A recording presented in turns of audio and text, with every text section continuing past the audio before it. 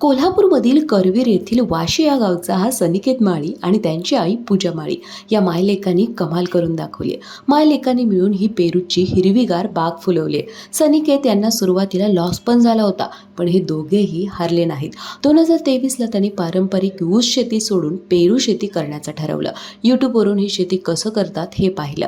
अहिल्यानगरला जाऊन पेरूची बाग बघितली, रोपे घेतली आणि स्वतःची बाग सुद्धा लावली.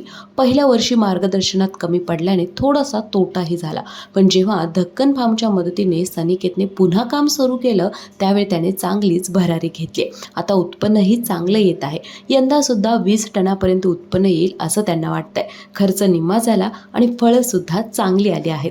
सनिकेतने कॉलेज करत करत शेती करायचं ठरवलं आणि हे करूनही दाखवलं.